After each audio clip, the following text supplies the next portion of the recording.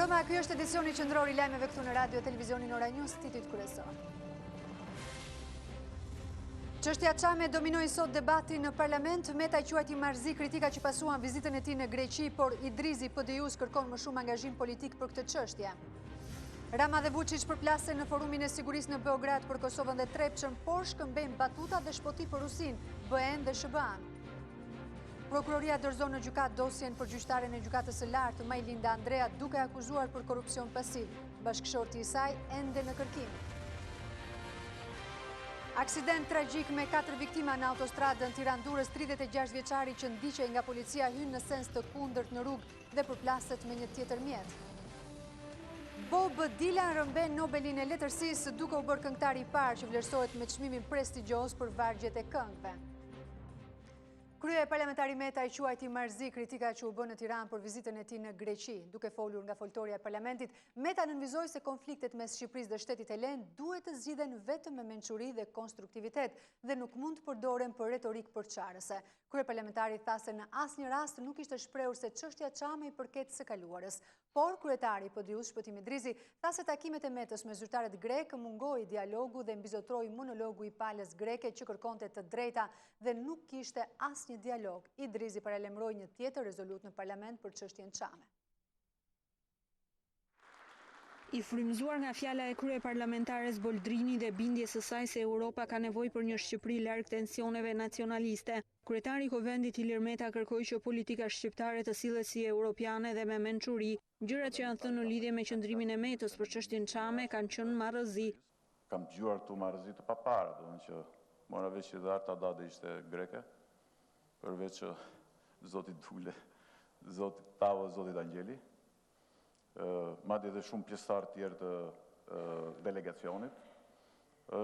Nuk habitemi, to janë reminiscenca që vinë nga e kaluara. Meta tha se çështjet e mbetura pezull me fqinjët përfshirë çështjen Çame duhet të zgjidhen me mençuri dhe konstruktivitet dhe jo të përdoren për retorik përçarëse apo të dëmtojnë përpjekjet për marrëdhënie të mira. Jam i politikan i cili ka vetëm 3 tabu. Stabilitet në Shqipërisë, integrim në Europian të Shqipërisë dhe Shqipërinë si faktor stabiliteti në rajon, që do të thotë marrëdhënie të fuqisë mirë dhe Shqipëria një shembull për bashkëpunimin rajonal. Dhe besoj që 3 këto janë të lidhura ngushësisht me njëra tjetrën. Por kryetari i PD-s tha se në vizitën e kryeparlamentarit dhe në takimet që ai zhvilloi, nuk ishte dialog, por vetëm monolog të palës greke, e cila kërkonte të drejtat e tyre, ndërsa delegacioni shqiptar heshti. Në verbin ton dhe në arsyetimin ton ka qenë i pamjaftueshëm për të parë Ilir Metën në pozicion, do të thoja, jo dialogu, sepse nuk kishte dialog. Kryeparlamentari Meta tha se çështje të tilla të rëndësishme nuk mund të jenë pjesë e retorikës politike dhe as të përdoren për fushat elektorale.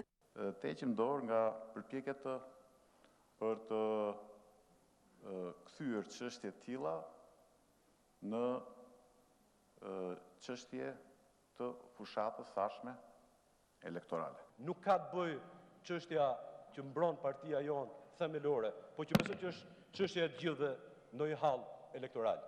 Kryetari i PD-s tha ndër të tjera se do të përdor çdo mjet për të mos lejuar ndërtimin e varreve greke në Shqipëri, pa u ndërtuar më parë varret e Çamëve në Greqi, ndërsa paralajmëroi depozitimin e një rezolute të re për këtë çështje në parlament.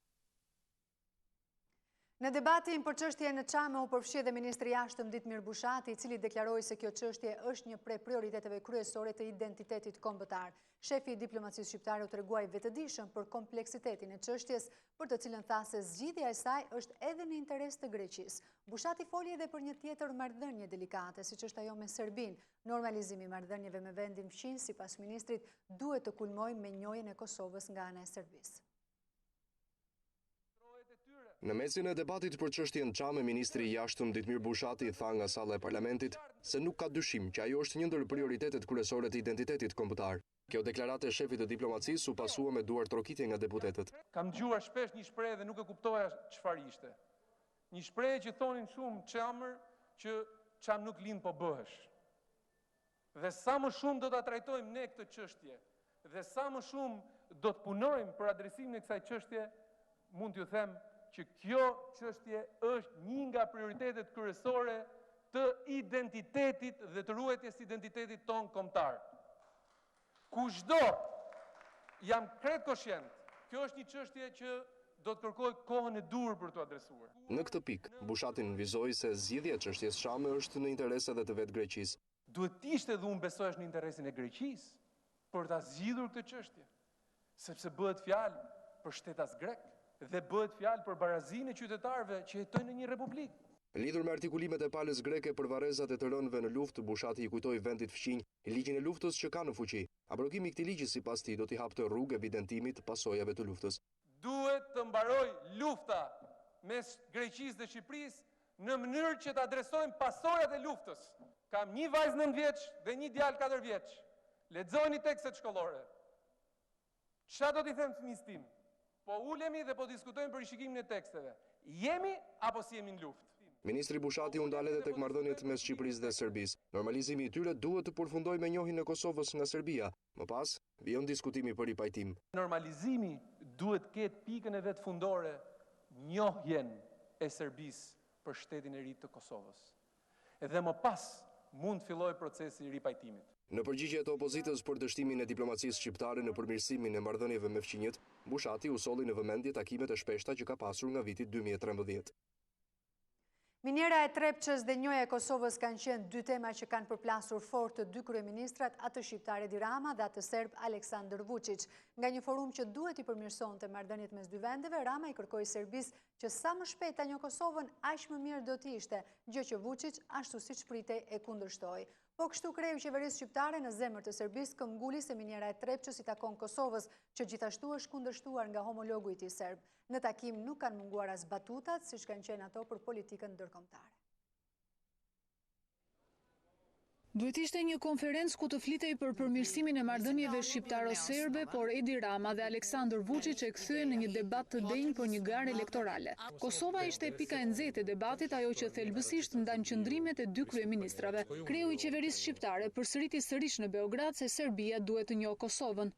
Për Kosovën nuk bijem dakord fare. Unë them se sa më shpejt Serbia ta njohë Kosovën, aq më mirë për të gjithë, por ka një proces që unë mbështes. Dialogu Prishtinë-Beograd. E përgëzoi përpjekjen e Aleksandar Vučić për të parë në të ardhmen, por nuk duhet harrojmë se kur bëjmë dialog, nuk flasim për historinë apo për patriarkun, po për popullin. Kam argumenta për të thënë se pala tjetër është fajtore, por nuk do t'i them. Unë them që me pasion do të vazhdojmë dialogun sepse është parakusht për zhvillimin ekonomik të një rajoni të tërë. E di që ka shumë njerëz në Serbi që nuk e kuptojnë ato që po them tani, që do të thotë se jam mik i shqiptarëve, por them që nuk do të jetë lehtë për të gjetur më shumë kompromise. Çështja e Trepçës është për të dy kryeministrat pa kuptim të marrë vëmendjen kryesore, por ndërsa për Ramën është thjesht një çështje ekonomike, për Vučić pala kosovare nuk ka zbatuar rregullat që veti ka vendosur. Trepça është minjerë në tokën e Kosovës. Çfarë bëni me Trepçën? E transportonin në Beograd dhe nga ana tjetër, në Kosovë duhet kuptojnë se Trepça është një minjerë në tokën e Kosovës dhe i përket qytetarëve të saj. Kjo ka të bëjë me ekonominë. Pyetja është, a duhet ekonomia të vendosë nëse kjo minjerë funksionon apo jo, apo duhet vendos politika? Guxoj të them se di më shumë për Trepçën nëse ai thotë se është çështje ekonomie. Prishtina bëri lëvizjen më të keqe sa i përket ekonomisë e zhvillimit të Trepçës, kur thoni se bëhet për të mirën e shqiptarëve serbëve. A mund të gjesh një serb që do të binte dakord me këtë? A u përpoqën ata që të gjejnë një serb që bie dakord? Jo, nuk folën fare me serbët që jetojnë e punojnë atje. Angela Merkel është kumbarja e marrëdhënieve të reja mes vendeve të Ballkanit. Të dy kryeministrat e vlerësuan këtë rol, por asnjëri nuk u përgjigj se ç'do të ndodhte me bisedimet mes Shqipërisë dhe Serbisë nëse Merkel nuk i fiton zgjedhjet. Nuk besoj se ka dhe do të ketë ndonjë lidere që të na marrë në telefon për problemet tona dhe të na thotë se çfarë duhet të bëjmë ashtu si Merkel. Jam dakord me Vučić, por ne nuk po luftojmë për zemrën e Merkel. Në një takim të tillë nuk mund të mungonin as batutat për politikën ndërkombëtare. Jam i sigurt që Merkeli do të jetë kancelare dhe Trump s'do të jetë president. Më vjen mirë që Rama e di me siguri, unë s'di me siguri këtë gjë. Dua të them se kur Edi lufton për mbështetje më të madhe të perëndimit nuk ka kufi, mund të bëj ç'të doj, të flas kundër Rusisë, Moskës, por unë nuk e bëj as me perëndimin dhe as me Rusinë. Për Bashkimin Evropian dhe Shtetet e Bashkuara, i di mirë gjërat. Për Moskën do të të pyes ty se si jam i informuar. Ne nuk kemi dy dashuri, kemi një dhe ajo është Serbia. Qëllimi ynë nuk është retorika politike, por rruga drejt bashkimit evropian. Shumë njerëz duhet të vlerësojnë dhe respektojnë qëndrimin e sinqertë të Serbisë, sepse po themi se duam të ruajmë marrëdhëniet me Rusinë e nuk gënjejmë, por qëllimi ynë strategjik është rruga drejt BE-s me Serbinë. Shqiptarët e luginës së Preshevës i kanë kërkuar kryeministrit Edi Rama të ndihmojnë në zgjidhjen e çështjeve të teksteve shkollore. Shqetësimi u ngrit gjatë një takimi që vetë Rama pati me përfaqësues të komunave shqiptare në Beograd. Kreu i qeverisë shqiptare tha se kishte marrë garanci nga vetë Vučić për zgjidhjen e të gjitha problemeve që shqetësojnë shqiptarët e Serbisë. Gjatë qëndrimit në Beograd, kryeministri Rama u takua me përfaqësues të shqiptarëve që jetojnë në luginën e Preshevës, të cilat ngritën si shqetësim kryesor tekstet shkollore. Kryetari i Partisë për Veprim Demokratik Riza Alimi kërkoi ndërhyrjen e Tiranës zyrtare për këtë çështje, ndërsa vlerësoi se vizitat e shpeshta të kryeministrit shqiptar në Beograd janë kontribut për stabilitetin rajonal. Po edhe një bashkëpunimi konkret të ministrive të arsimit në Beograd dhe në Tiranë të zgjidhen problemet e ndeshme, siç janë ato të teksteve mësimore. Ma merr mendja takimet e kryeministrave Vučić dhe Rama japin një kontribut për stabilizimin e rajonit edhe për hapjen e perspektiva për jetë normale. Kryeministri Rama tha se homologu Vučić i kishte premtuar zgjidhje të problematikës që sot shqetëson shqiptarët e luginës. Patjetër që ka vend për të bërë më shumë, por më vjen po ashtu mirë që në bisedën kokë në kokë me kryeministrin Vučić pash një njeri shumë të predispozuar për t'i adresuar një nga një të gjitha problematikat. Gjatë takimit Rama propozoi idénë e binjakëzimit të komunave në Luginë me disa nga bashkitë e Shqipërisë me qëllim promovimin e projekteve të përbashkëta, duke shfrytzuar, siç tha ai, edhe eksperiencën e rilindjes urbane. Prokuroria e Përgjithshme ka mbyllur hetimet për gjyqtaren e gjykatës së lartë Majlinda Andrea, e dyshuar si e përfshirë në një aferë korruptive. Majlinda Andrea është vënë zyrtarisht në akuzë këtë të njëjtë për veprën penale të korrupsionit pasiv. Mes të dyshuarve janë Petraj Dashi, Ilia Cabiri dhe Odise Andrea, burri i gjyqtares i pa arrestuar, të cilët do të shkojnë në gjykatë po me të njëjtën akuzë. Hetimet për këtë rast nisën disa muaj më parë, ku në këmbim të 50.000 eurove, Eleni Lino dhe Ilia Cabiri, duke përdorur sekserin Petraj Dashi, do të blinin vendimin e pronës në gjykatën e lartë. Kishin shkuar për të takuar Emiliano Shullazin në Burg, por janë arrestuar si pjesëtar të bandës së tij. Endrit Zela, i afër me Shullazit, u prangosh në Burg ndërsa priste të takohej me të, ndërsa Endrit Qyqa u arrestua në një lokal pranë Burgut 313. Prokuroria tha se të dy kanë qenë të pranishëm, teksa është kërcënuar një biznesmen në Tiranë për dhënje pasurie. Kishin shkuar për të takuar Emiliano Shullazi, por kanë rënë në prangat e policisë. Kështu u ka ndodhur në mesdit dy të rinjve, Endrit Zelës dhe Endrit Qyqes, të dyshuar si antar të bandës së Emiliano Shullazit. Zela, i cila mësohet se është nipi Emiliano Shullazit, u prangos në ambientet e dhomës së takimeve në Burgun 313, teksa priset të takonte të akuzuarin, si kreu i një bande gjobvënësish, ndërsa shoku i tij Endrit Qyqa u arrestua brenda një lokali pranë Burgut. Këto arrestime u bën pasi gjykata e krimeve të rënda dha më parë masën për dy të rinjt për akuzën e gjobvënies. Masa u dha pas kërkesës së prokurorisë në kuadër të hetimit të nisur ndaj Emiliano Shullazit, Gilmando Danit dhe Blerim Shullazit. Prokuroria thotë se ka dyshime se dy të arrestuarit kanë qenë të pranishëm teksa është kërcënuar një biznesmen në Tiranë për dhënje pasurie. Prokuroria pohon se Qyqa dhe Zela në bashkëpunim me Emiliano Shullazin dhe Gilmando Danin dhe për llogaritë të tyre i kanë marrë një shumë të konsiderueshme parash biznesmenit përmes kërcënimesh dhe tunës fizike. Edhe këta dy të pandehur do të gjykohen për akuzat e shtrëngimit me anë të kanosis për dhënje pasurie, grupi i strukturuar kriminal dhe veprime në kuadër të grupit të strukturuar kriminal. 36 vjeçari që shkaktoi aksidentin me 4 viktima në afërsi të Sukthit i kishte ikur një post bloku policia që kishte bërë shenjë të ndalonte. Sipas policisë, dashnor Deli Allisi nuk ka ndaluar duke shtuar shpejtësinë dhe i favorizuar se ecte në krah kundërt në autostradën Tiranë-Durrës. Policia evidentoi se më pas aksidentin e rëndë të përplasjes së dy automjeteve, ku mbetën viktima edhe 3 shoqe që udhëtonin nga Tirana drejt Greqisë. 36 vjeçari dashnor Deli Allisi ka qenë në ndjekje nga policia e Durrësit kur është përplasur në autostradë me automjetin e drejtuar nga 23 vjeçaria Greta Sherifi nga Saranda, e cila udhëtonte së bashku me dy shoqet e saj të ngushta, Izabela Balla dhe Elona Kaçibaros. Sipas policisë, 36 vjeçari babai 2 fëmijëve që udhtonte i vetëm me një automjet tip Benz, është futur kundra vajtje që tek mbikalimi i urës së Dajlanit në Durrës, duke udhëtuar drejt Tiranës për të paktën 14 kilometra, me shpejtësi mbi 150 km/h. Policia pohon se deli Allisit, ende pa bërë aksidentin, i është bërë shenjë për të ndaluar nga patrulla në afërsi të një karburanti në autostradë, por në të çaste, 36 vjeçari ka shtuar shpejtësinë duke vijuar lëvizje në sens të kundërt në autostradë. Ndonë se efektivët janë vënë menjëherë në ndjekje të mjetit, ai është shkëputur duke përfituar në kohë pasi lëvizte në sens të kundërt, ndërsa pak minuta më vonë është konstatuar se makina është përfshirë në aksident me mjetin tjetër tip Benz ku udhtonin 3 shoqë të ngushta që kishin destinacion Sarandën. Të katërt humbën jetën në vendngjarje, ndërsa është dashur ndërhyrja e zjarrfikësve për të nxjerrë trupat nga automjetet. Ndërkohë në vendngjarje përveç policisë rrugore ka qenë dhe policia kriminale. Ekspertët kanë marrë kampione nga gjaku i 36 vjeçarit për të parë nëse ka qenë në gjendje të dehur apo i droguar. Për disa orë, në autostradën Tiranë-Durrës u krijua konfuzion në qarkullimin e automjeteve, pasi zona e aksidentit të jepte përshtypje në një fushë beteje. Ben Blushi dhe Mimoza Hafizi zyrtarizuan divorcin nga Partia Socialiste. Blushi foli në emër të 2 deputetëve në sallën e parlamentit, kur tha se po largohet nga rilindja e kanabizimit. Tauland Balla, si nënkryetari i grupit parlamentar socialist, uroi punë të mbarë tani, por u kërkoi të dorëzojnë mandatet. Ben Blushi dhe Mimoza Hafizi janë larguar zyrtarisht nga grupi parlamentar socialist. Blushi bëri publik vendimin nga foltorja e parlamentit ku tha se tashmë 2 deputetët do t'i bashkohen qytetarëve për një projekt të ri politik. Do të them gjithë shqiptarëve se rilindja është një fatkeqësi kombëtare që duhet ndëshkuar me votë.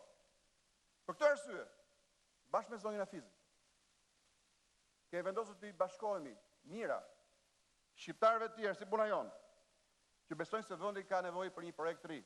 Në emër të grupit socialist foli nënkryetari Tauland Balla, i cili u kërkoi 2 deputetëve që të dorëzojnë mandatet. Keni vendosur tikni rrugë mbar. Po ti që fole këtu nuk u solle kurrë si socialist. Asnjëherë. Edhe karrige që ke aty e mban qyl. Sepse ke mandat në socialistëve. Ne nuk të heq. Sot i ke vet. Le të heci beni vet. Por Blushi tha se nuk ka asnjë të denjë që mund të meritojë mandatin e tij, ndërsa për herë të parë akuzoi socialistët edhe për viktimat e 21 janarit. Ku t'ja japën këtë mandat? Elvis Roshi? Armandos? Arben Nokës? Ku t'ja japë të mandat? Banditëve? Që të vinë këtu dhe të gjenjë një strevë ortënore, që mos i kapi ligji. Çfarë ndodhe 21 janar? Ju që keni gurajal më thoni mua. I vrau Saliu, po i quat ju më prit. Tauland Balla replikoi sërish me Blushin duke i kujtuar se këto akuza nuk do ta bëjnë fitues në projektin që ai ka nisur. Mos fol si Luli. Fol ndryshe. Se nisesh bësh një projekt të ri politik dhe të flasësh si Luli nuk është projekt i ri politik, është projekti më i shëmtuar dhe më pa shpresë. Ben Blushi dhe Mimoza Hafizi kanë njoftuar krijimin e një force të re politike, që sipas Blushit është një projekt për njerëzit e zakonshëm që bashkohen për shkak të drejtësisë së bindjeve të tyre. Ish kryeministri Sali Berisha, duke folur nga salla e kuvendit, e ka cilësuar krim shtetëror, por pa dashje tragjedinë e Gërdeci që la pas 26 viktima dhe shumë të plagosur. Berisha tha se qeveria e tij, ndryshe nga ajo e sotmja, mori përsi për çdo përgjegjësi, duke dëmshpërblyer banorët. Në kundër përgjigje, ministri i Brendshëm Semir Tahiri tha se nuk mund të pranoj moral nga një njerëz që ka vrarë në Gërdec dhe Bulevard. Berisha e Tahiri u përplasën edhe për situatën e kultivimit të bimëve narkotike në vend. Ish kryeministri Sali Berisha për herë të parë ka pranuar dhe ka cilësuar Gërdecin krim shtetëror. Duke debatuar me deputetët socialistë në sallën e kuvendit, ish kryeministri tha se ndryshe nga ngjarja ku humbi jetën 17 vjeçari në Sharr, në rastin e Gërdecit qeveria mori përsi për çdo përgjegjësi, duke dëmshpërblyer çdo banor apo familje të prekur nga shpërthimi. Edhe Gërdecin duhet të shpall vdekje vrasje shtetërore. Po s'keni ndërgjegje njerëzore. Qeveria ime bëri gjithçka për të kompensuar. Shko shifni si është bërë. Po të vrarë nuk i kompenson dot. Ajo kompani mbi kthyer nga një kompani shtetërore, që këtu është përfshirja e tyre në vrasje shtetërore pa dashje natyrisht. Gjatë kohës kur ish kryeministri akuzonte deputeti Tauland Balla tunte para tij Arms and the Dudes, librin që flet për trafikun e armëve dhe shpërthimin në Gërdec. I menjëhershëm ishte reagimi i ministrit të Brendshëm Sajmir Tahiri, i cili tha se nuk mund të pranojë moral nga një vrasës. Asnjë lloj arsyetimi, kush flet për vrasje shtetërore këtu? Njeriu që për Gërdecin thoshte ishte aksident teknologjik? Njeriu që për 21 janarin kujtonte rregullore në bulevardit? Unë nuk pranoj moral nga ky njeri. Tahiri dhe Berisha debatuan për situatën e kultivimit të bimëve narkotike. Ish kryeministri tha se vetëm këtë javë janë botuar 4 shkrime në mediat botërore për lidhje të zyrtarëve shqiptar me bandat e narkotrafikut. Por Tahiri tha se shkrimet sponsorizohen nga opozita. Ka 4 artikuj që damkosin Shqipërinë dhe që s'ka ndodhur kur në një harë kohor të tillë të shkurtër. Për cilat artikuj brenda në mediat botërore e keni fjalën? Artikuj këtu që i paguajnë njerëz këtu? Ministri Tahiri tha se opozita duhet bëjë një ndarje të madhe të jenë në krah të policisë së shtetit apo bandave kriminale. Kryetari i Partisë Demokratike Lulzim Basha gjatë një takimi me strukturat në Cerik bëri thirrje për bashkimin e qytetarëve në një aleancë të madhe kundër krimit, korrupsionit, trafiqeve të drogës. Basha tha se Shqipëria ka marrë vëmendje në mediave botërore për shkak të parcelave me hashash, të cilat kanë kthyer mijëra qytetar të varfër në argat. Nga Ceriku, ku bashkëbisedoi me drejtues të strukturave, kreu i Partisë Demokratike Lulzim Basha apeloi për krijimin e një aleance të madhe qytetare kundër drogës dhe krimit në pushtet. Kreu i opozitës tha se Shqipëria është shndruar në një hambar droge dhe se varfëria i ka detyruar mijëra qytetar të kthehen në argat të parcelave me kanabis. Nëse na bashkon dekriminalizimi, lufta kundër drogës, vota e lirë, nuk duhet kemi asnjë ngurrim të bashkëpunojmë me këto për të përballur dhe për të fituar me dikë që bashkëpunon me gjithë përveç qytetarëve. Partia Demokratike është gati e se nisim marshimin ton pa kthim për përmbysjen e tiranisë, krimit dhe të varfërisë dhe kthimin e Shqipërisë në një vend normal ku qeveria ju shërben njerëzve dhe jo anas jote. Basha kritikoi ashpër qeverinë për reformën në arsim, çështjen e plerave dhe mungesën e investimeve serioze në bujqësi në këto 3 vjet të ardhjes në pushtet. Droga, krimi, korrupsioni ka një nyje që i mban bashkë dhe ky është Edi Rama. Ky është Edi Rama pra, që merr charterin për në Hamburg për 100.000 euro, sa 4 muaj ndihmë sociale në Cerik. Ky është Edi Rama i cili 3 vjet përpara tha nuk do sjell mbetjet, që janë helme. Ky është Edi Rama i cili po tallet me maturant. Basha tha se qeveria mbulon me fasada mungesën e investimeve serioze, duke dhënë si shembull për mbytyjet e fundit në Kurbin.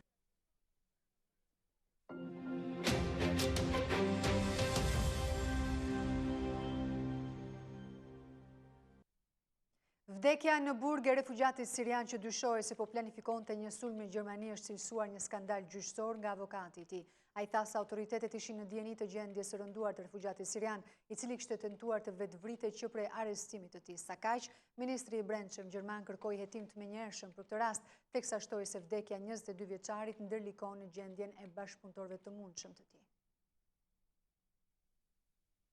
Vdekja në burg e refugjatit sirian të dyshuar se po planifikonte një sulm me bombë në Gjermani është konsideruar si një skandal gjyqësor nga avokati i tij. Xhaber al-Bakr dyshohet se ka vrarë veten me një bluzë në një burg në Leipzig, ndërkohë që qeveria ka kërkuar hetim të menjëhershëm të ngjarjes. Avokati Alexander Hubner tha se autoritetet e burgut ishin në dieni se al-Bakr rrezikonte të vetvritej pasi ai u arrestua të hënën. Ai shtoi se i dyshuari kishte thyer poçat e dritës, kishte ngacmuar prizat në qelin e tij dhe prej ditës së hënë refuzonte të ushqehej në përpjekje për t'u vetvrarë. Sipas avokatit, siriani duhet ishte i burgosuri i ruajtur më mirë në Gjermani. Reagime ka patur edhe nga qeveria gjermane. Ministri i Brendshëm Thomas de Maizière bëri thirrje për një hetim të shpejtë dhe të hollësishëm, ndërkohë që tha për mediat se vdekja e 22 vjeçarit kishte vështirësuar hetimin për gjetjen e bashkëpunëtorëve dhe rrjeteve të mundshme organizuese. Autoritetet e shtetit lindor të Saksonisë pritej të dilnin në një konferencë paraprake të njëjtën mbi zhvillimin e hetimeve për refugjatin sirian, të cilit i ishte garantuar azil në Gjermani në shkurt të vitit të kaluar. Skocia do të vendosë javën e ardhshme në lidhje me mundësinë e mbajtjes së një referendumi të dytë për të përcaktuar nëse vendi do të vijojë të mbetet pjesë e Britanisë apo do të marrë pavarësinë. Ministria e parë skoceze, Nicola Sturgeon, tha se nëse Skocia nuk do të mund të mbrojë interesat e saj brenda Britanisë, atëherë do të ndjekë një tjetër rrugë. Zyrtarët më të lartë të Skocisë do të diskutojnë javën e ardhshme mundësinë e mbajtjes së një tjetër referendumi i cili do të përcaktojë nëse vendi do të vjojë të mbetet brenda Britanisë apo do të marrë pavarësinë. Lajmi është konfirmuar nga ministria e parë e Skocisë, Nicola Sturgeon, e cila u shpreh se nëse Edimburgu nuk do të mundet të mbrojë interesat e tij në ombrellën e qeverisë së Londrës, atëherë do të ndjek një rrugë tjetër për ta bërë një gjë të tillë. Një referendum i dytë ishte paralajmëruar që pas votimit për çështjen Brexit, kur qytetarët britanik vendosën që vendi të largohet nga Bashkimi Evropian, ndërkohë në Skoci rezultatet treguan se skocezët preferojnë të qëndrojnë brenda Unionit. Për këtë arsye palët kanë patur negociata të shpeshta, por duket se nuk kanë një qëndrim të përbashkët. Ministri e parë Sturgeon u shpreh se nuk mund ta lejojë që fati i qytetarëve skocez të vendoset nga dikush tjetër. Ajo shtoi se do të ketë takime intensive me zyrtarët më të lartë të vendit, nga ku do të merret edhe një vendim mbi mbajtjen ose jo të një referendumi të dytë. Në rast se palët do të bien dakord, ky do të jetë referendumi i dytë për këtë çështje që mbahet në pak më shumë se 2 vite. Votimi i parë u mbajt më datë 18 shtator të vitit 2014 dhe 55% e qytetarëve skocez i thanë jo marrjes së pavarësisë nga Britania. Megjithatë, ekspertët janë shprehur se ashtu quajtura çështja Brexit ka potencialin për të ndryshuar ndjeshëm balancat elektorale. Kujtojmë këtu që 62% e elektoratit skocez ishte pro qëndrimit brenda Bashkimit Evropian. Në 85 vjetorin e lindjes së shkrimtarit të madh Dritor Agolli, Akademia e Shkencave organizoi një konferencë jubilare që u shoqërua nga një sër surprizash edhe për vetë autorin. Studiuesi Shaban Sinani prezantoi 3 drama të pabotuara të Agollit, ndërsa e bia Elena boton për herë të parë librin me poezi Prit edhe pak. Shkrimtari Agolli nuk mundi të ishte i pranishëm në këtë aktivitet, por shprehu mirënjohjen përmes një video.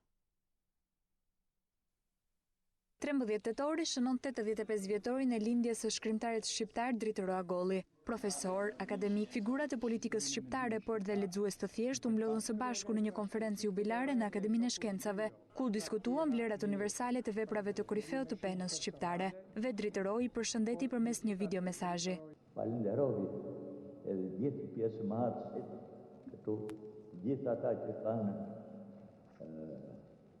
për të folur, dhe unë i falenderoj nga zemra për këtë nder që më bëjnë mua. Ky përvjetor hedh dritë mbi 3 dramat e pabotuara të shkrimtarit, Fytyra e dytë, Mosha e bardhë dhe Balad për një grua, të cilat vinë surprizë për lexuesin, por dhe për vetë Dritor Agollin, merit për të cilat ka studiuesi Shaban Sinani. Për fat të keq këto drama duke mos qenë as pjesë e historisë letërsisë, se s'kanë ekzistuar si tekst, as pjesë e historisë të teatrit, sepse kanë qenë të ndaluara, kanë mbetur jashtë qarkullimit dhe është hera e parë që Akademia e Shkencave i vën në qarkullim. Shkrimtari është njoftuar për botimin vetëm ditët e fundme, unë kam pasur kontakt kur kam gjetur tekstin e dramës Balad për një grua. Ai nuk e kishte këtë tekst dhe i kam dhuruar një kopje duke e kërkuar në disa arkiva dhe që shumë i prekur. Dhe sot në mëngjes kur ishim për t'i uruar 85 vjetorin, u shpreh se unë këto drama i kisha menduar të humbura. Regjizori i njohur Ilia Tërpini ka preferuar dokumentarin për të përmbledhur jetën dhe veprën e Agollit, që nga koha kur ishte student në Peterburg.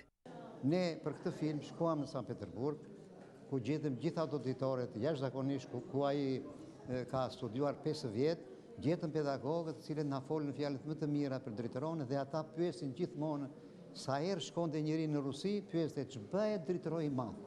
Ishte e pamundur që të bëshe ky film dhe mos tregoheshe se Dritoroi kur ka qenë në Rusi është martuar me një grua ruse, me një vajzë ruse, fatkeqësi e madhe që u prerë marrëdhëniet dhe u detyrua që Dritoroi të mbetet kthej dhe ajo djali me gjithë gruan të vetet nga krau tjetër. Po çfarë bën kaq të veçantë shkrimtarin Agolli? Jo ka zjarrt. Edhe mes të saj ai humori, ajo ironia e tij, ajo distanca me të cilën i shef gjërat. Prit edhe pak, titullohet libri më i fundit që del në treg në këtë përvjetor, kopjen e parë të së cilit autori e ka marrë në dorë nga e bia Elona Agolli. Poezit kanë qenë në dërshkrim dhe botohen për herë të parë. Edhe Posta Shqiptare në 85 vjetorin e Dritor Agollit ka emetuar pullën postare në nder të shkrimtarit të njohur. Kryetari i Parlamentit Ilir Meta ka zgjedhur të urojë personalisht shkrimtarin e madh Dritor Agolli me rastin e 85 vjetorit të lindjes së tij, duke i bërë një vizitë në shtëpi. Kryeparlamentari shpreh shkrimtarit të madh konsideratën më të lartë për krijimtarinë e tij letrare ndër vite. Nga ana e tij, Agolli falenderoi kryetarin e Kuvendit për vizitën, duke i shprehur falenderimet më të ngrohta.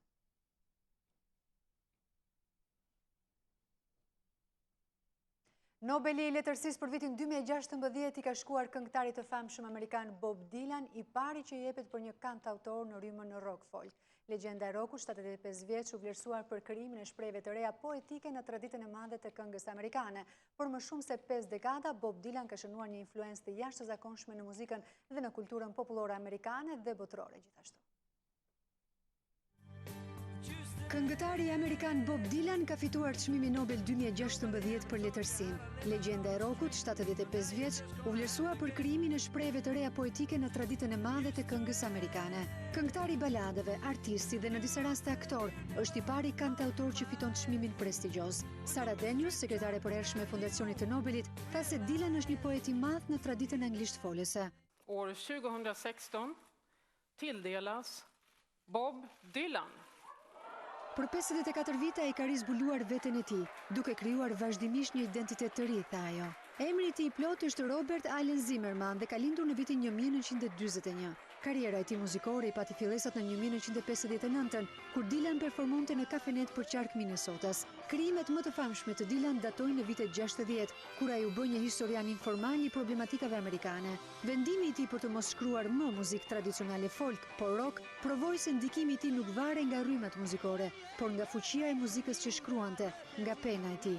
Albumet të shumta të Dylan përfshin Highway 61 Revisited në 1965, Blonde on Blonde në 1966 dhe Blood on the Tracks në 1975. When you're lost in the rain down in Juarez when it's Easter too. Këngë si Blowing in the Wind, Masters of War, A Hard Rain is Gonna Fall dhe Like a Rolling Stone zgjuan frymën e rebelimit, mos pajtimit dhe pavarësisë. Që prej fundit të viteve 80, Dylan ka qenë vazhdimisht në ture, duke cilësuar këtë iniciativë si turi që nuk mbaron kurrë.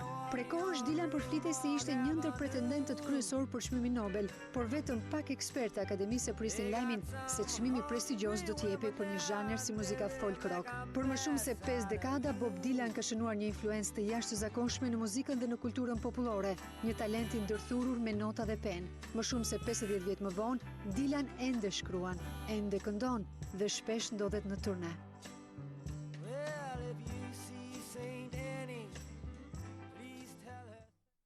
Globe në City Park ka nisur javën e uljeve të mëdha për të gjithë artikujt elektroshtëpiak dhe pajisjet elektronike si smartphone dhe laptop. Oferta deri në 30% ulje ka nisur në datën 12 tetor dhe do të vazhdojnë deri më 19 të po këtij muaji. Për një javë, Globe në qendrën tregtare City Park ofron ulje në të gjithë artikujt.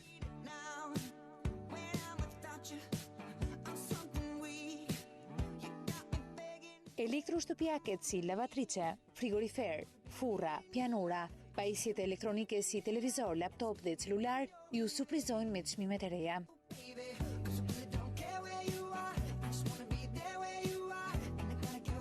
Ofertat kanë filluar nga data 12 tetor dhe do të zgjasin deri në datën 19 tetor. Ndaj Globe fton klientët të përfitojnë nga kjo ulje njavore për të kompletuar shtëpinë e tyre dhe për adhuruesit e teknologjisë për të gjetur markat më cilësore.